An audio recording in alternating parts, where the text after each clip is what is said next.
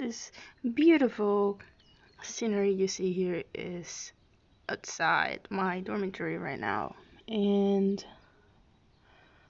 the Czech Republic. Specifically, I'm in a city called Brno right now, and this is officially the end of the fourth week after the government ordered that all universities and all non-essential businesses be closed down. Initially, it was just like, let's close down everything for until 8 p.m. And now you can not find anything open that is not grocery stores, pharmacies, and doctors, hospitals and stuff.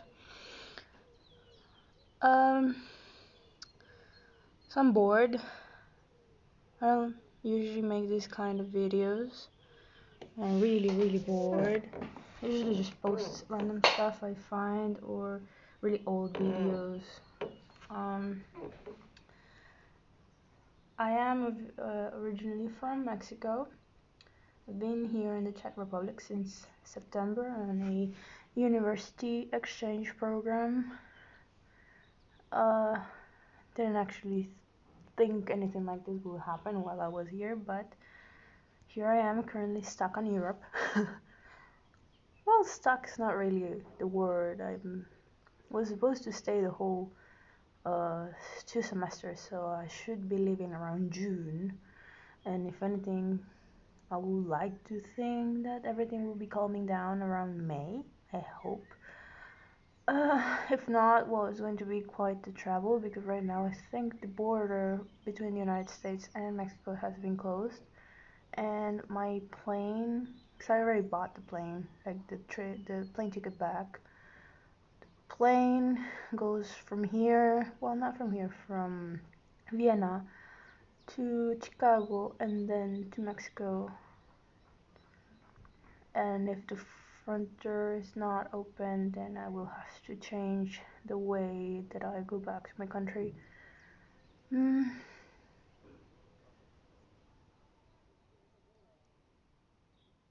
All in all, it's not nearly as bad as, the catastrophes. Right now it's the 27th of March. So the catastrophes that are happening in the United States, in Italy, in Spain, the stuff here in the Czech Republic is actually really tame. Tame is even not the correct word. Like, everything here is so controlled. You cannot go out without covering your face. There's not enough masks, so they tell you that if you don't have a surgical mask, you have to cover your face with either a DIY mask or with a scarf. The point of it is to stop, when you talk, you might spit bits of saliva that you don't notice, or when you sneeze, or that kind of stuff. So you cannot go out unless you have your face covered. The whole social distancing. I've been, spending my time doing homework and playing video games in my computer, and that's about it. But even that gets a little tedious after enough. I mean, it's been 3 weeks, and the only person I see with regularity is one of my classmates who came here in the same exchange program. I don't know. I hope it doesn't get worse here. I think right now here there are some 2,000 cases, but all in all there's been like 15 deaths, so it's really small outbreak considering the stuff that's happening in Italy and Spain and the United States. But it could get worse. Changes day to day. Still, I really hope that everything goes back to normal. I was planning on going to Rome and I didn't go because I had to present some exams. And then I was planning on going to Rome after the exam, and that's when all the shit went down in Italy. So it was a disappointment, I guess. But really, my plans of travel should not come before the safety of others. So Italy closed its borders to protect its people, and that's an entirely um, reasonable action. On the other hand, my country is a mess. My president, and this is going to sound really, really, really bad, but he is already an elderly man, and I hope he gets sick and he doesn't make it. The man is an idiot. As far as you know, everything is fine. He was telling people to hug and to go outside, and really, the man doesn't even speak English, and that's not even a thing that should happen for someone who's dealing with foreigners and foreign politics as his job. But whatever. The government heads of each state is really the people who are taking the measures to keep their own citizens safe. They're disregarding what the president is saying, and the state heads, the governors, they are all recommending people to stay at their homes. If you don't have to go out, don't go out. Not all of them, of course, nobody's perfect, but enough that I hope it makes a difference in the long run. The United States is getting run over, and unfortunately, we have a bad habit of following the steps of them. So if their healthcare system fails, ours really doesn't really stand a chance.